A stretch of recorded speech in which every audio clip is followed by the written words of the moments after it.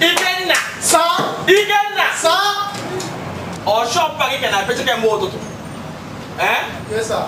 I want to put a chop on. The different Merano, every party with an apple. I'm from any Malqua. Sir, I didn't mean invoice. On the invoice. Yes, sir. Without what I'm not going to voice. Amount for Ghana. It's not an invoice.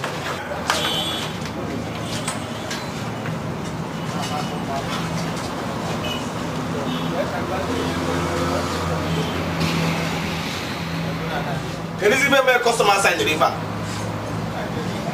The river or sign the river? Ota kunsi dego. Wodi a chia, wodi a chia so. Wodi.